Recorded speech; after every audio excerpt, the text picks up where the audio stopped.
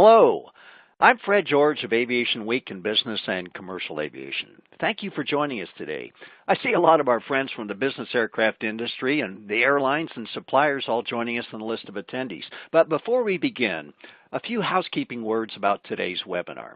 Our On24 platform allows you to be more involved with the presentation and more importantly, it allows you to watch this event just the way you want. Feel free to customize your webcast console. You can move windows around by dragging on the title bar or resize the windows by clicking on the lower right corner of any window. Now please take a look at the toolbar at the bottom of your console with the colored icons. Those icons allow you to open and close windows on your screen. And oh, by the way, we invite you to get social. If at any time during our session today you hear something interesting, feel free to tweet it to your followers using the blue Twitter icon on the right side of the toolbar. You can also leave word at BCA's Facebook page. On the left side of that bottom toolbar, there's a purple Q&A icon. Use it to open and close the question and answer window. Type your questions into the dialog box that appears and we'll get to them just as soon as we can. For example, we have one from Shyam here saying, will the audio be streamed? Well, no. Please use the call-in number to get to the audio portion of the presentation. You can also download the slides for this webinar by clicking on the green resource icon in the center of that bottom toolbar. You can do this at any time during the program. It won't interrupt the presentation.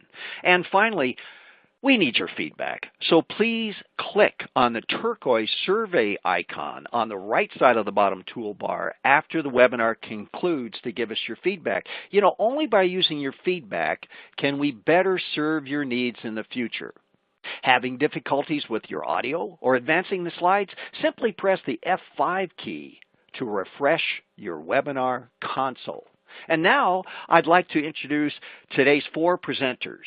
First, coming to us from Austin, Texas, is GE Shelby Below. He's a hands-on data and analytics scientist, having graduated from University of North Dakota, earning credentials both as a CFI and Bombardier Q400 pilot. From Altria Client Services second, in Richmond, Virginia, we had slated in Larry Smith, a safety captain, C-FOQA gatekeeper, and G450-550 captain. But he can't make it, so Shelby's going to fill in for him. Geez, Shelby, Altria pioneered the use of C-FOQA. What was it, something like 15 years ago? I can see you nodding all the way from Austin. Third, joining us from Seattle is Frank Raymond, Vulcan's Aviation Safety Manager with 16 years of experience with FAA's Aviation Safety Action Program and also with FOQA. He spent 3 years on GE's C-FOQA Centerline Product Steering Committee. Fourth, we have Joe Spielman, Director of Maintenance for GE's own corporate flight department in Newburgh, New York. Joe uses GE's engine health monitoring solution to help spot maintenance snags before they can ground aircraft. Now, before we get into the formal presentations, we'd like to poll you. And if I can find that slide, there's our poll slide. We'd like to poll you out there in the audience about your own experience using C-FOQA, Corporate Flight Operations Quality Assurance. If so, for what purpose or purposes? If you don't use it, please tell us that as well.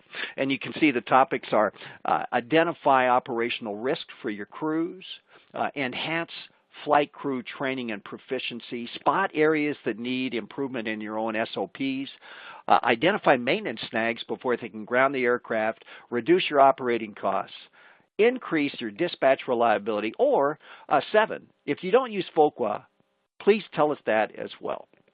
We'll give you a few seconds to complete that. And I'll tell you, in the meantime, one of the impressive things I found about FOQA is that, what is that, Shelby? Something like 90% of the U.S. airlines now are enrolled in FOQA programs? I think it's something like that. Okay, let's take a look at how the results are coming out here. I'll give you folks a few more seconds to jump in here. Don't be shy. You know, this is all sanitized. It's an aggregate poll. We can't see individual comments here or entries. We can only see the aggregates.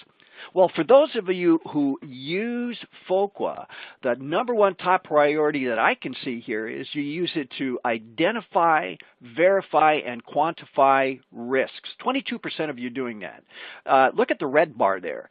About 1 out of 8 of you use FOQA to pinpoint maintenance snags before they can ground aircraft.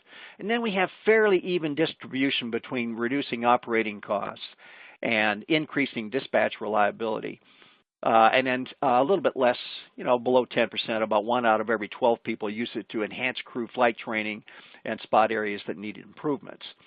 But gosh, 7 out of 10 of you say you don't use C-FOQA, so we hope that will be good takeaway today, learning a little bit more about how this program works. We're really passionate about FOQA at BCA. BCA has been reporting about C-FOQA, Corporate Flight Operations Quality Assurance, for more than 15 years. And Aviation Week has been talking about FOQA in the airline community for more than 2 decades. Why? Because FOQA and C-FOQA is the canary in the coal mine. It keels over to warn operators before the gases in the coal mine can reach lethal levels or cause a catastrophic explosion. C-FOQA finally eliminates that old aviation tombstone philosophy: fly, crash, investigate, and then fix. And that whole reminds me of that famous Mark Twain misquote. I'm sure you folks remember that. There's nothing like a hanging in the morning to get your attention all day long. But the Twain misquote is like the old aviation tombstone crisis management approach. You got to wait for a death to occur before you attack the problem. FOQA, in contrast, can flag critical risks before they lead to fatalities. So let's begin. Shelby, it's all yours. Fred, well, thanks for having us here today. We're excited to be here talking with you about the impact FOQA is having on business aviation. And when we talk about flight operations quality assurance or flight data monitoring, what we're really talking today about is how can operators utilize the data that's already being generated by their aircraft to promote the fundamental objective of improving safety.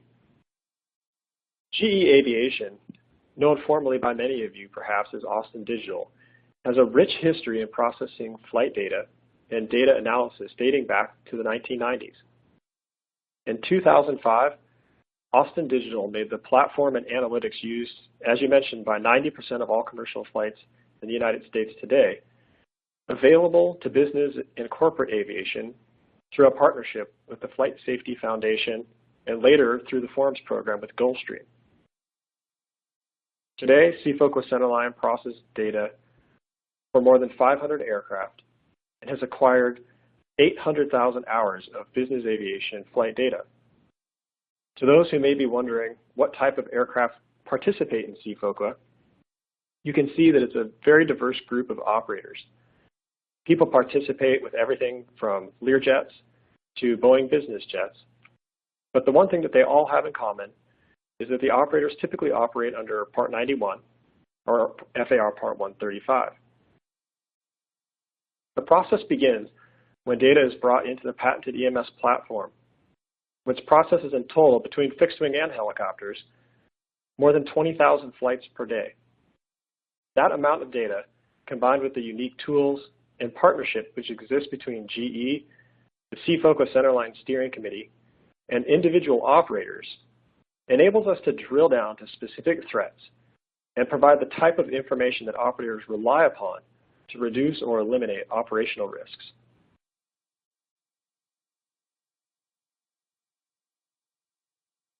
So why C-FOQA? Well, the concept of improving safety has been around for many of years. If we stop and think about the many technological advances that have improved transportation safety, things like seatbelts and airbags, these tools have become commonplace in our lives today and have had dramatic impacts on improving the survivability of accidents. And while these improvements continue to save lives, we've also seen the impact technology and tools have had that are designed to prevent accidents altogether. Systems in our vehicles like forward collision warning systems, or in our aircraft, things like TCAS and ground proximity warning systems come to mind. These tools have had dramatic impacts by reducing accidents like controlled flight into terrain. But what's the next layer of protection? I think that we can all agree that at the point a TCAS or ground proximity alert is activated, the aircraft has likely encountered an undesired state from which this last line of defense has been deployed.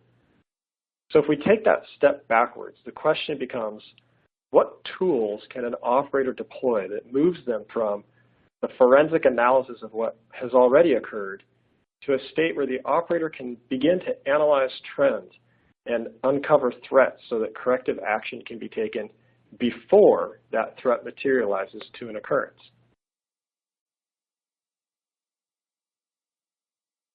Well, we can and do study causal factors for those high visibility things that we talked about, things like accidents and incidences, occurrences. But how often does a flight department really get to measure or quantify the risk from things like latent conditions, anomalies, or accident precursors?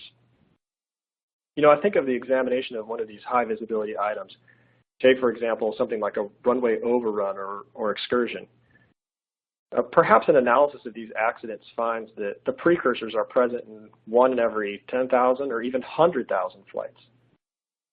How many opportunities does your flight department get to analyze, assess, or quantify the presence of these contributing factors in your department?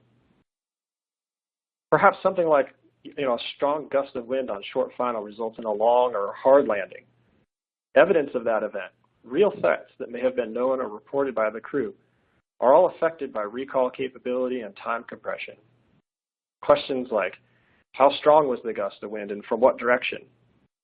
Perhaps equally important becomes questions like, well, how hard was the landing, or how far down the runway did we actually land?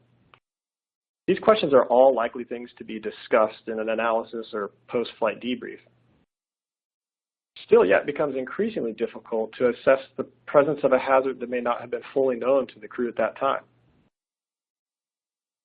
These things are all going to ultimately affect an operator's view of total risk, their identification of contributing factors, and the resulting corrective action that comes from their analysis. You know, going back to our hard landing, I've learned over time that hard is, of course, a bit subjective. FOQA data can help provide the insights that we really rely upon. How long down the runway did we land, or how hard was the landing actually? Isn't an inspection required, or is this something that we need to mitigate in the future to prevent reoccurrence? These type of black swan events become inherently difficult for an operator by themselves to assess objectively. And this really highlights a distinguishing characteristic of FOQA data compared to other types of data. FOQA is a quantitative record of exactly what happened and is maintained in a way that allows us to go back and search for trends or find emerging threats from a de-identified or an analysis of aggregation. I think that we can safely say that this type of information is a valuable component to an operator's overall SMS program. So how does one participate in a FOQA program? Well, most operators will obtain data from the Quick Access Recorder, which maintains a copy of routine flight data, which is generated by the aircraft in operation. This data can then be transferred wirelessly or via a secure transfer utility. When the flight data is received here at GE, it's then fused with other data sources such as terrain, weather, and navigation and airport data. Once this step is complete, the data is then processed to detect the presence of more than 140 unique flight safety events. At this point in time, data is reviewed by an analyst here at GE, where we verify that both the data and the event are valid. After this, information specific to that event becomes available to the operator via a dashboard, individual flight reports, and statistical summary reports.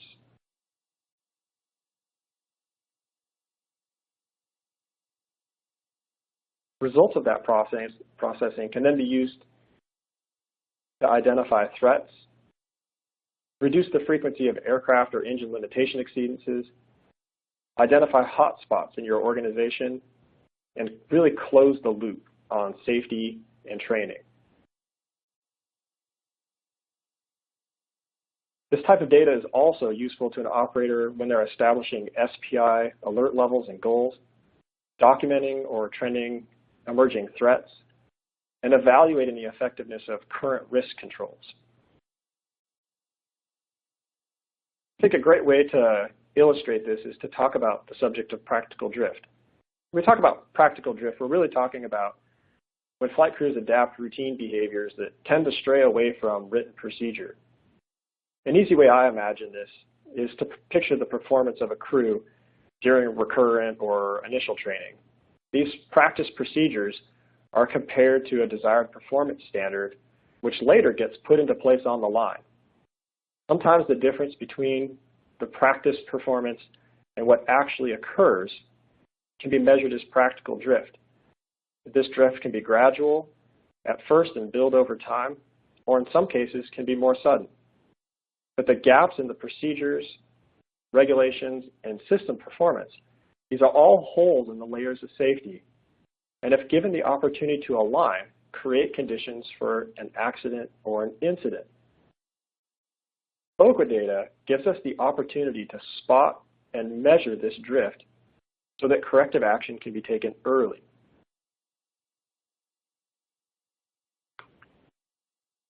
So let's take a look at a practical example of what this might look like. For a particular event type, say, in this case, an unstable approach due to the aircraft being operated below the glide slope. We can see that in January, we can compare ourselves, my operation, to the group aggregate. And we can see that our rate of operating below the glide slope is pretty comparable to the group. However, as time continues, we can see that our event rate begins to creep up. By the time we get to April, May, and June, we can start to ask questions like, what might be going on in our organization? Are we operating to new airports? Have there been changes to arrival, approach procedures? Are there new crews operating the aircraft, or have we introduced new aircraft types to our fleet? On the right, you can see a great illustration of the glide slope deviations from 2015 to 2016 after a corrective action was taken. This is a great visual of the type of impact FOQA data can have in identifying and mitigating emerging threats.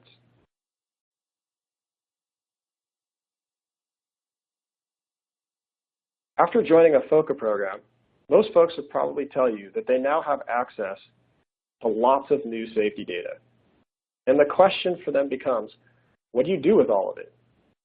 Well, this is an important step for each operator to take. And from the very beginning, you must get buy-in, both from management and from frontline employees, about how the data is going to be used.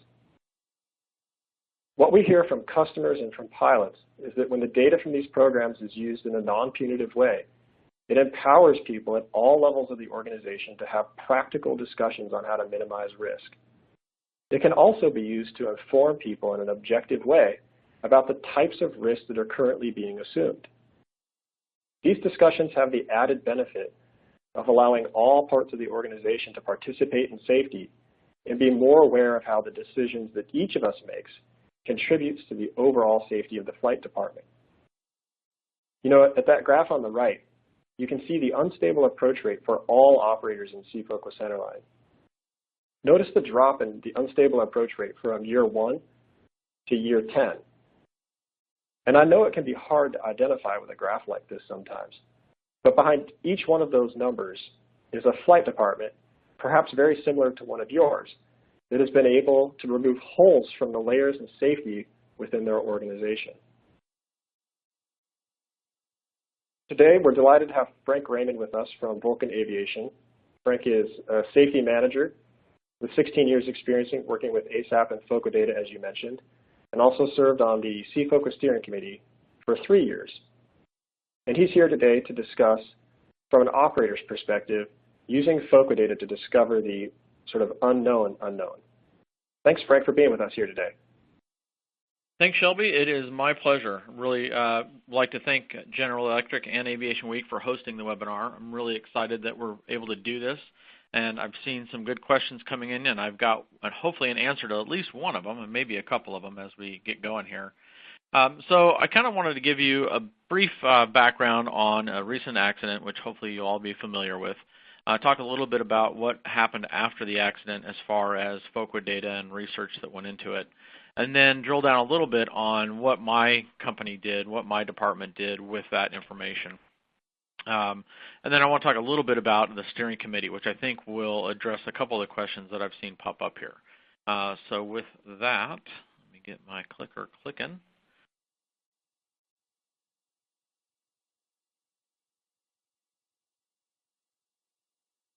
So what happened was I'm going to skip this slide. I apologize. This is my first webinar, so I'm learning a little bit here as we go. So basically what we're going to do is just do a quick overview of the Bedford accident that happened in 2014. And hopefully everybody here is familiar with the accident. But I do want to give a little bit of a background just so that we're all on the same page. The flight crew attempted to take off with the gust lock engaged on the aircraft. The error was not caught by the flight crew because they failed to complete a pre-flight control check, a procedural noncompliance. Had they done this pre-flight control check, they likely would have trapped the error and corrected it. And unfortunately, in this case, that didn't happen, and the aircraft was destroyed. More importantly, 7 people lost their lives in that accident. During the NTSB investigation, it was determined that the crew did not complete a pre-flight control check in 98% of the previous 175 takeoffs. So that would indicate that there is a normalcy of deviance, meaning that the deviant behavior, in this case not completing the flight control check, became so common that it was no longer seen as a deviation by the flight crew. This just became normal operating procedure for them. And unfortunately, that, like I say, resulted in the accident and the loss of 7 lives. This finding by the NTSB led to a recommendation to the NBAA to go out and find out how prevalent this behavior is in the business aviation community. And so that's what we sought out to do. As a quick aside, just to lead into the next piece, prior to working at Vulcan, I was an ASAP manager for a Part 121 airline.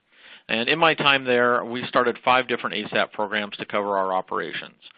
We had, like I said, we had 5 different programs, and in every case, the department managers, the vice presidents all said, we don't need ASAP. We know exactly what's happening out there on the line.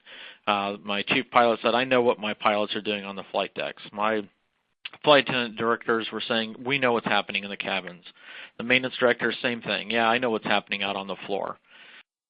In every case, literally every case, within the first 2 or 3 months of us starting an ASAP program for their department, they got a report that shocked and maybe scared them a little bit, something that they had no idea was happening out there in their world. And that showed the value of the ASAP programs. So back to the NTSB recommendation, when I was working in the Centerline Steering Committee, I got an early heads up that this recommendation to go out and query FOQA data was coming.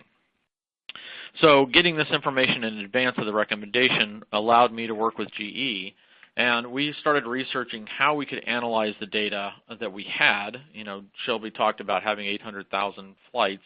We didn't have quite that many at that point, but we had a lot. And so we knew that there was some gold in that mine. We just had to go find it. Luckily, we had a very great team with GE. Within about 6 or 7 weeks, we had preliminary results from the Centerline data. And that was very beneficial because that helped us down the line. Now, I talked about my experience as an ASAP manager, and I'm going to tie that in right here. When we started this working group with the NBAA, we included people from FOQA providers, operators, OEMs, others. And kind of the overlying impression was that the Bedford crew would be the outlier. We expected that 90% of us in the operations would have a great compliance rate. And when we got the initial results, like I said about ASAP, I was surprised and a little bit scared at what we saw. So to give you a few numbers here, there will not be a quiz later, but you might want to take some notes. The data analysis covered 143,000 flights between January of 2013 and December of 2015. And that review covered all manner of operators using aircraft from all the main manufacturers. So again, as Shelby showed, we had everything from King Airs to BBJs. I mean, it was covered a wide variety of operators. What we found was that between 17 and 18% of the flights did not conduct a complete flight control check before each flight. Worse, we found several operators that failed to complete a flight control check almost 100% of the time. They were flying almost every day without doing a flight control check. Now, the good news is that on the other side of that bell curve, we found operators that were doing it almost 100% of the time. So we had a very good representation of what was going on out there in the world. So I want to take that to the next step of what happened with the result of that research. So the accident occurred in May of 2014. The NTSB recommendation was issued in September of 2015, and the NBAA report was issued about a year later in September of 2016. Our expectation was that we would see a decrease in the error rate between 2015 and 2016. And the idea being was the fix to this issue was free, it was self-explanatory, and it was easy to implement. And we were hoping that the industry's awareness of the issue based on the NTSB's recommendation would be sufficient to start driving down our error rate. When we started doing more analysis into the issue, we found that that wasn't the case at all. And so if you look at the graph here, you'll see that basically from Q3 of 2014 until Q3 of 2016, we kind of bumped along, between 12 and 17, 16%, something like that, error rate, meaning that those flights were departing without a complete flight control check. It's not until Q3 of 2016 that we actually see that number start to drive down. And this is where the value of FOQA really comes in. So prior to that, the industry knew we had a problem, but individual operators didn't know how they contributed to that error rate. Vulcan, we had the advantage of having a little bit of a sneak peek because of the work I was doing with Shelby, and so we were able to start making a little bit of a change ahead of that curve. But it wasn't until Q3 of 2016 when the C-FOQA Centerline groups started getting specific event reports on their operations. And once that happened, gatekeepers such as myself were able to start working directly with our chief pilots, with our individual flight crews, to identify why are we missing these flight control checks. And once that started happening, you can see the event rate started to decrease dramatically. Speaking for Vulcan, and I won't give you exact numbers because of, I don't know who's listening, but we were slightly better than the industry average when we started out. Once we got the information that allowed us to start working directly on our compliance rate, we basically dropped our non-compliance rate to 0. We're about 99.9% of the time we're now completing that flight control check. And that 0.01% of the time, that's largely noise, but what it allows me to do as a gatekeeper is go to that specific crew and say, hey, on this date, on this flight, you missed this surface or you missed these surfaces. And it allows us to have a conversation and an understanding of what may have led up to that. Is there something that we need to be addressing? Was there a distraction that could otherwise be mitigated? So it's become a very, very great tool, and it's something that our flight crews are very aware of now, which they just weren't prior to this research. So I'm a very, very big proponent of using FOQA in this way. Changing gears slightly, there's a question up here that said, what are the challenges to flight departments accepting a FOQA program? And I'd like to talk a little bit about that. It's a little bit of a deviation from what I was just speaking about, but wanted to take the opportunity. When we first started our FOQA program about 6 years ago, we had a lot of naysayers. We had a lot of people who were concerned about the program being used as a punitive tool to punish pilots for not flying properly or whatever. In my case, we were very lucky in that I had a lot of ASAP background prior to coming to Vulcan, so I was used to working with non-punitive reporting programs. We also had one of our pilots who came from a different 121 carrier who had worked in the FOQA world there as well. And so he was very familiar with FOQA, how to use it, the non-punitive nature. So Ron and I teamed up, and we kind of became our own little steering committee in the house. And so what that allowed us to do is, as a report would come in from GE, we would see it, we would review it, we would determine together what best course of action to take, whether that was no action, hey, this is something we need to keep an eye on, or gee, there's something here. Let's go talk to the flight crew and see what we can find. And in very rare case, this is something that needs to be elevated to the chief pilot or the senior director.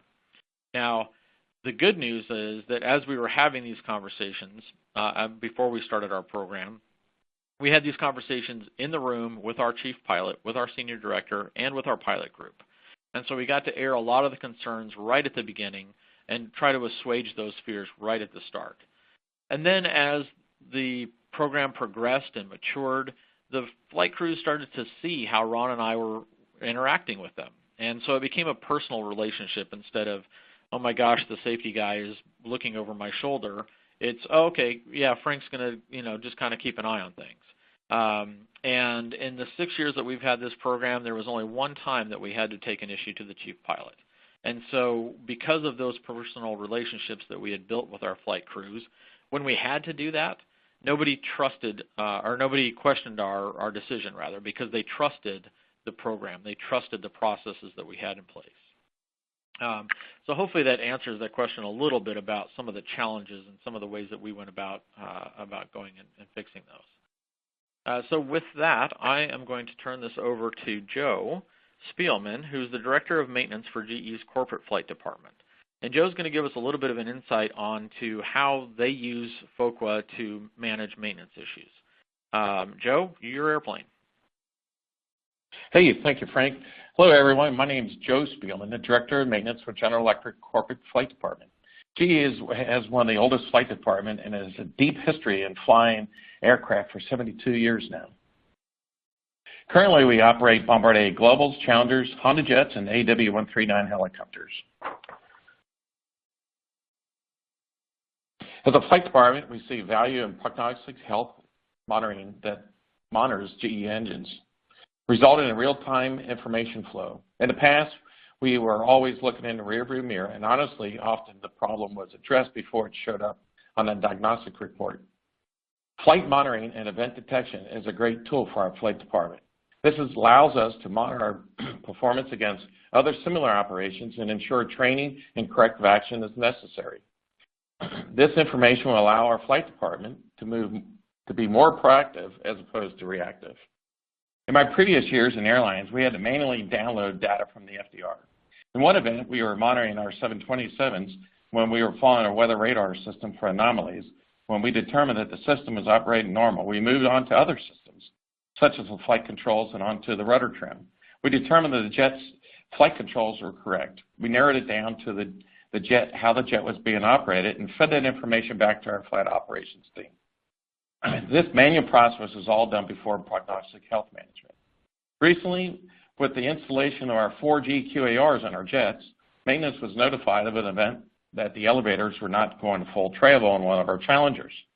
With the help of PHM Plus and our FOQA leader, notified our flight operations and maintenance. Maintenance took appropriate action and verified the rigging of the elevators and the position sensors. It was determined that the position sensors needed to be adjusted, and the jet was returned to service. This was an event-free matter, and the jet continues to fly safely today. Currently, our GE engines are being monitored by PHM Plus and gives us the assurance that they are being monitored and we will be alerted in the event that something may come up.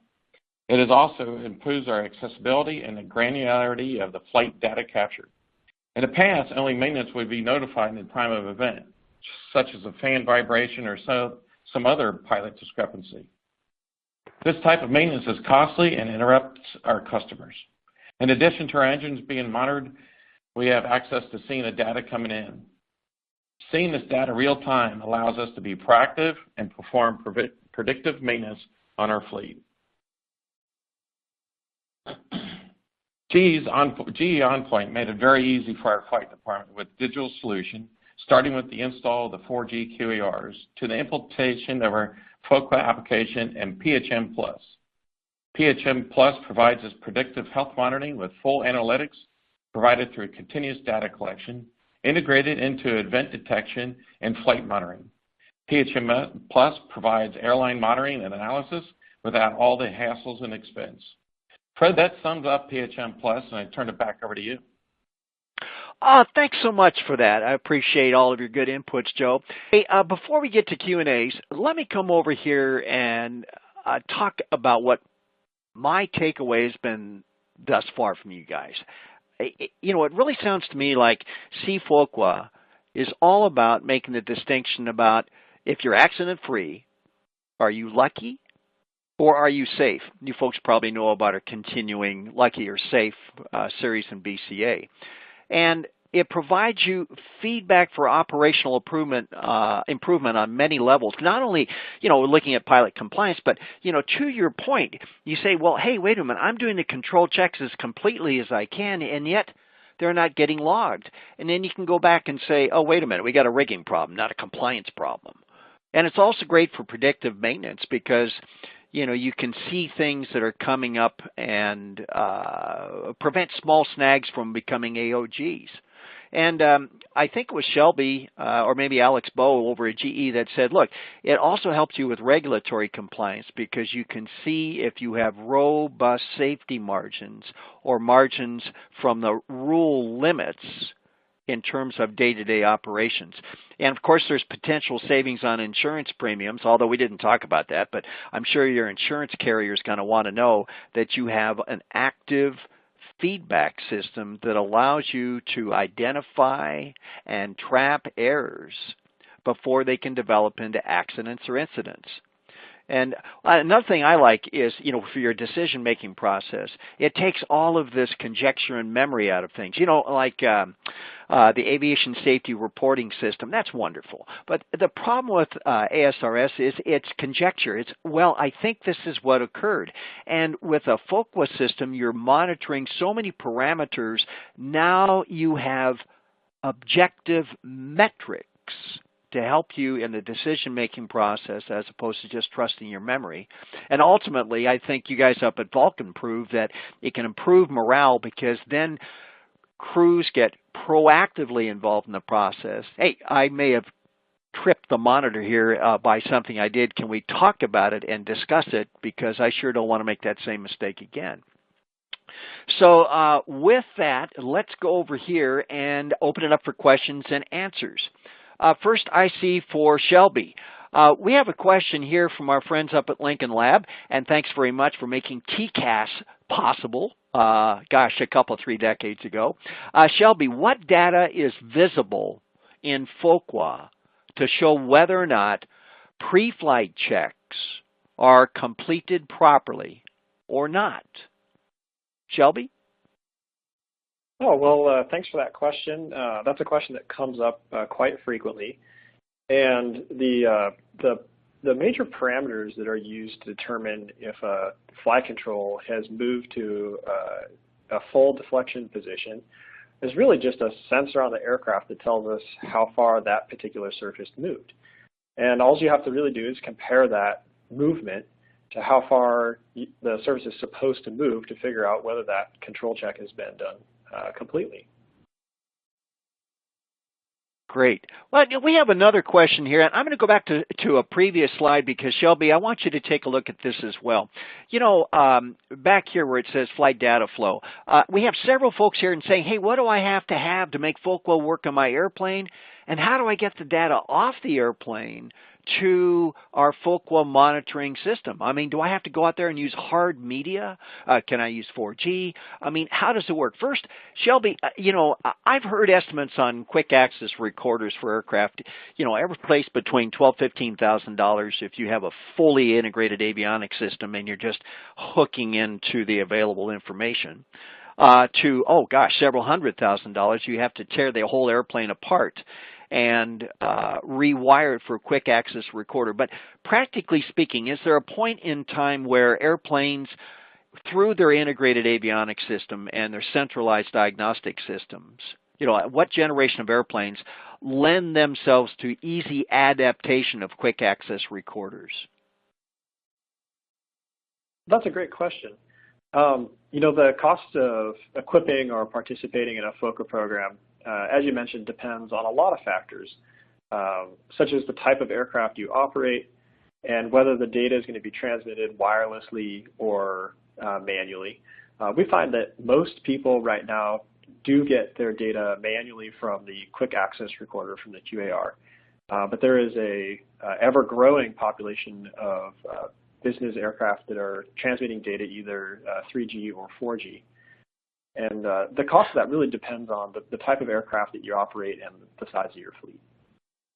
Well, I think for the new generation airplanes too, I see from Bombardier, Dassault, and Gulfstream, among others, the ability to use number two there, secure data transmission either over like GoGoBiz or through SATCOM, so that, especially for what Joe was talking about in terms of predictive health monitoring, you can know what's wrong with the airplane or what's going on with the airplane through a predictive health monitoring system, a subset of FOQA, long before you reach the destination. Are you seeing a lot of people use SATCOM and other programs to send FOQA data on the fly, if you will?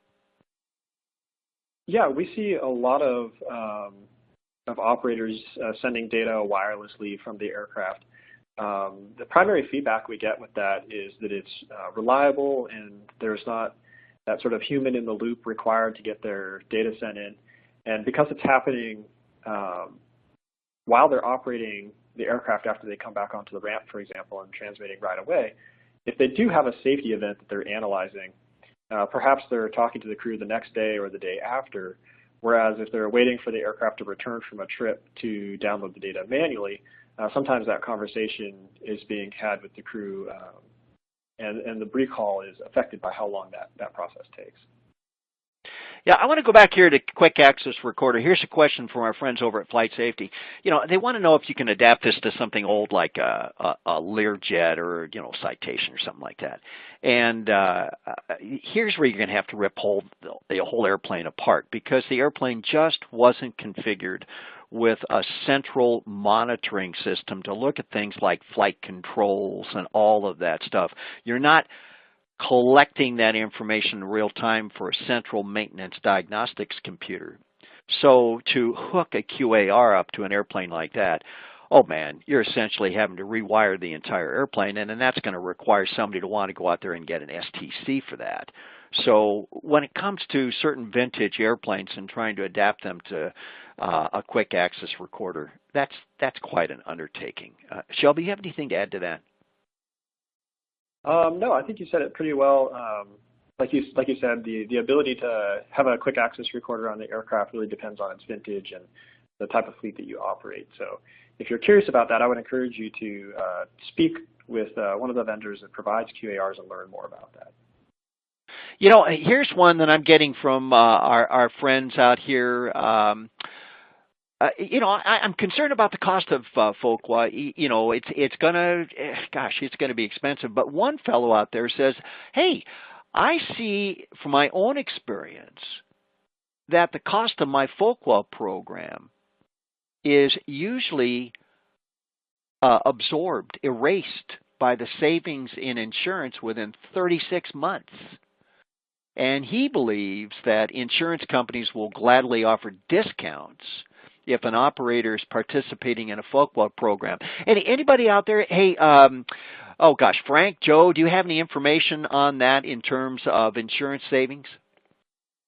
Hey, Fred, this is Frank. I just wanted to chime in a little bit on that. My personal experience is that there is not necessarily a one-to-one. Now, I can't speak for every insurance carrier out there, but I can tell you that when our insurance carrier looked at our programs, also with our ISBEO, which is an aside, but they looked at our risk as a general. They didn't say, okay, you've got a FOQA program, that's a 5% reduction in your premiums. You've got ISBEO Stage 2, that's another 5%. The way they do it is they just came in and kind of didn't really do an audit, but they did a visit, and we talked about all the programs, the things that we were doing, and that changed our overall risk. So I'd be a little cautious in indicating that there's a specific one-to-one. Some other insurance carriers may offer that, but the carrier we used did not do it that way. Here's an interesting one. One fellow out here with a consulting company says, my team conducted a study of hard landings in an airline.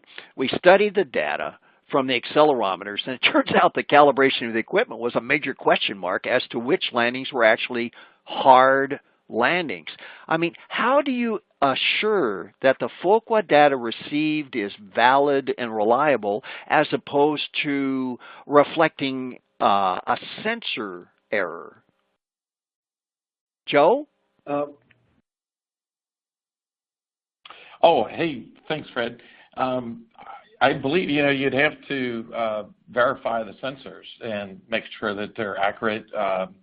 You could do that anytime when you go through the validation of the QAR install. You'll see that everything's working. Then it'll quickly, the businesses out there that provide the QARs will help you when they go to turn that on. You'll see that everything's functioning correctly. Gotcha. All right. And I'll add to that, this is Shelby, that when we're processing data for things like hard landings and that kind of stuff, a lot of times that is, right, that's the most important problem to solve first, which is to make sure that you're using data that is valid and is reliable. And we take a lot of steps to make sure that that happens before we process that data for safety stuff. So if a sensor is bad or something, we want to detect that long before you're reporting a hard landing, for example.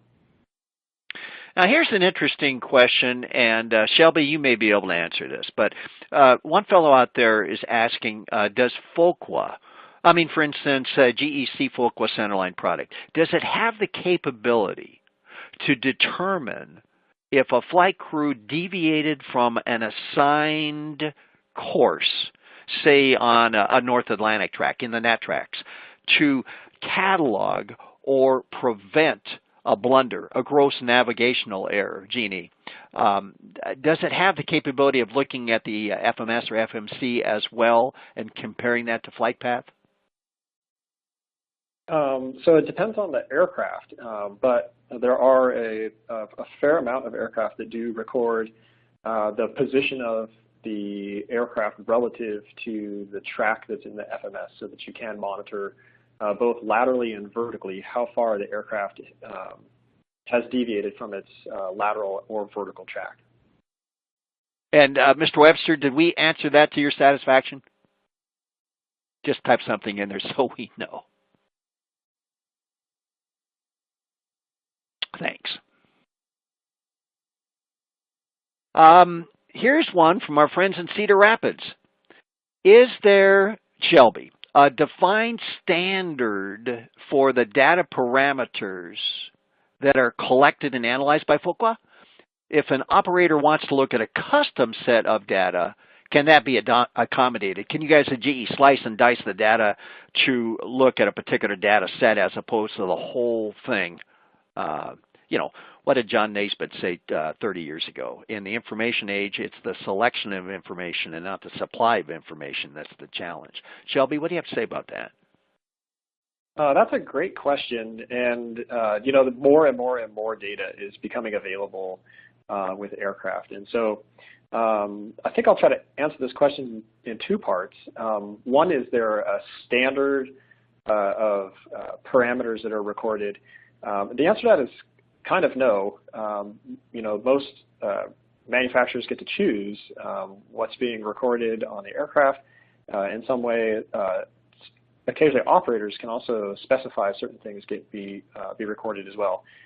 So if you have a custom recording on the aircraft, likely your FOQA program would be able to accommodate that as long as you have documentation with how to read that data. And so you can slice and dice it. Oh, another one for Shelby. We seem to be picking on you today, but a follow-up question from our friends in flight safety. Going back to Naisbitt, is it a question of supply or selection of information? The question there is, hey, we look at an older aircraft, like that older Jet 35. Can you do limited FOQA the gray area, not black or white.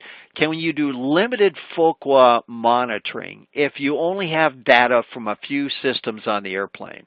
For example, maybe the engines, the DEECs or EECs, the FMS, the air data computers, and so forth. I mean, stuff where it's generating electrical signals. Can you do limited stuff and still get value out of FOQA even though you can't monitor every parameter on the plane, including the flight controls? Yeah, that's a great question, and that's often one of the first questions that comes up when maybe an older aircraft is enrolling in the FOQA program is what type of events can we monitor? The program has lots of events, and not all aircraft can monitor all events.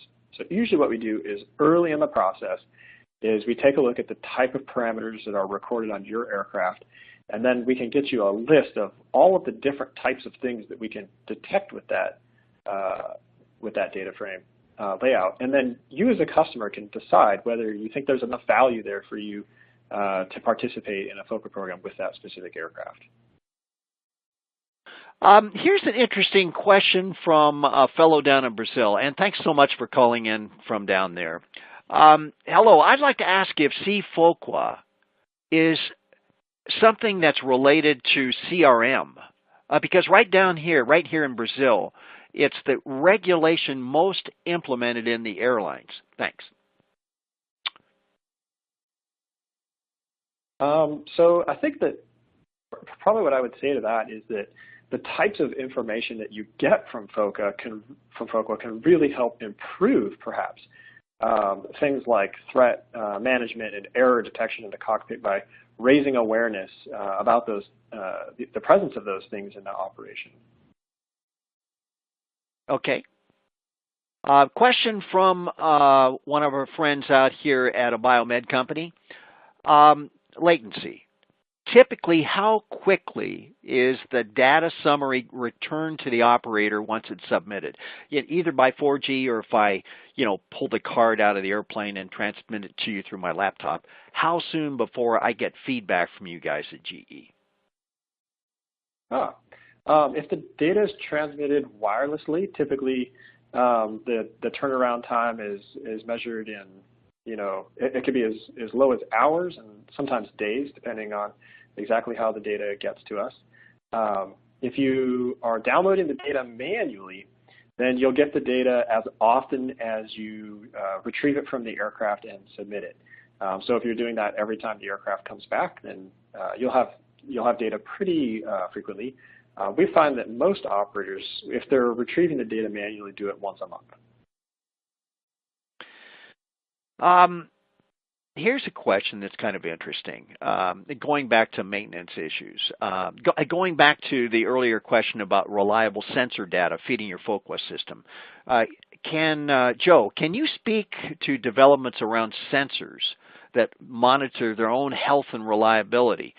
I mean, certain sensors do have internal bit checks to determine whether or not they're functioning properly. But, also, what about the prospects of wireless sensors that can be placed in areas that are typically inaccessible? Any STCs or equipment developments to allow you to retrofit that to some airplanes?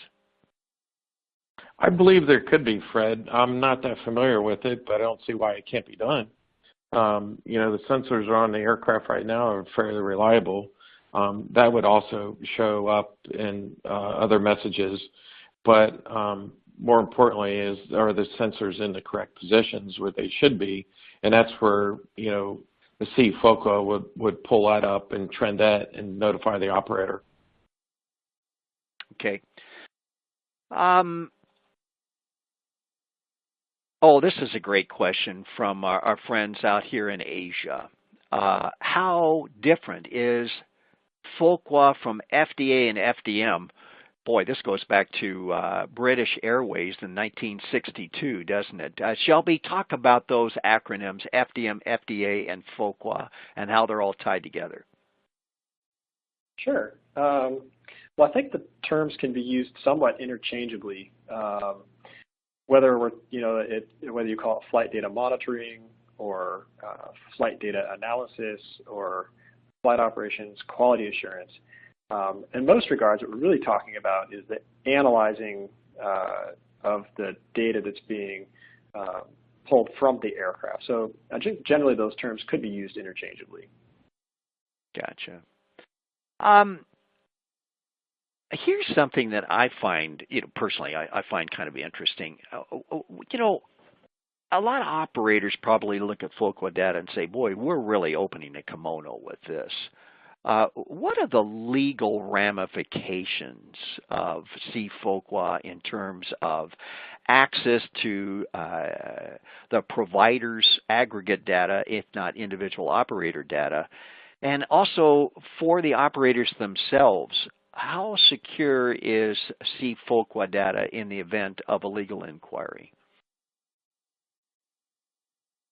Shelby? Fred, I'll jump in on that one if you don't mind. Oh, great. Yeah, so, and Shelby, certainly chime in. You've got a different perspective as well. For us, when we were kind of getting this program started, as you can imagine, our legal team was all a Twitter over this idea of capturing data and analyzing it, and where's it going, and how do we know that ADI, now GE, is going to secure the data and so forth. And kind of the path that we took was, one, we were confident in Austin Digital, now GE, because they'd been doing this for so long with the airlines. So we were very confident in their ability to physically secure the data. And then as far as the legal aspect goes, personally, this is Frank's view of the world. I'm less concerned about a lawsuit being filed against GE to subpoena our data through GE. What's probably more likely to happen if you have an accident or a significant incident is that the lawyers are going to subpoena the data from you, right? They're going to be looking at your flight manuals. They're going to want to see your paperwork. They're going to want to see your GOM. They're going to come knocking on your door way before they come knocking on the door of GE. And the way we accepted that risk was that we felt it was a better position to be in to say to a lawsuit response that, yes, we are voluntarily analyzing our own data, looking for ways to improve safety, rather than saying, yes, we knew about FOQA, we knew that there was positive aspects of FOQA, but we chose to put our head in the sand and hope we never needed it. And so that's kind of how our philosophy was as far as the legal concerns was. It's much better to be proactive and show that you were using the data and the capabilities available to the industry than to say, yeah, we didn't want to know what we didn't know, and we just kept flying and hope we got lucky. Shelby, you got any input on that? No, I think that's well said, Frank. And I think the questions sort of pertaining to the privacy and security of your data when you're choosing a program are good questions to ask. And at GE, like you said, Frank, we've been doing this for a number of years, and the protection and privacy of your data is one of our highest priorities. In all the years that we've been doing this, we've never had an issue, and we firmly believe that the benefits, like you said, of participating in a FOQA program certainly far outweigh the risks of not. Of course, this is a decision that each operator ultimately makes individually. Hey, Shelby, I got some feedback from a friend of mine, U.S. Airways, not American Airlines, and he's flying buses for those guys. And he said, before C-FOQA, our approaches charted out looked like a shotgun had fired them. And after C-FOQA and the feedback to individual flight crews, it looks like a rifle shot fired them. And what I think you're seeing through C-FOQA is such a strong focus on operational excellence that you just get very wide margins from legal challenges, from incidents, from accidents. You really do have very robust safety margins, and that really drives back to our whole central theme behind this. Are you lucky or you're safe? Accident-free doesn't mean that you're safe. It means you may be extraordinarily lucky. FOQA is one of those tools to make sure you're extraordinarily safe. Before we sign off, I'd like to thank GE Aviation for sponsoring this event and also for the contributions of our three presenters. Shelby, do you have anything to add? All of us here at GE would like to thank Aviation Week and all the listeners today for joining with us. We would like to encourage you, if you've heard anything today that's resonated with you, you have questions or would like to discuss further, please contact us at aviationdigital@ge.com or at 1-855-YOUR-1GE. And also the presentations, for those who would like to download or share this presentation, will be available from Aviation Week to download for 1 year. Yeah, thanks. We're going to push a follow-up email to all you listeners from the AvWeek folks, and that will have that link to the on-demand version at our website, and that'll be up in about 48 hours, and it'll be available for the next year. So thanks so much for attending. We really trust that it was worth your time. Good day.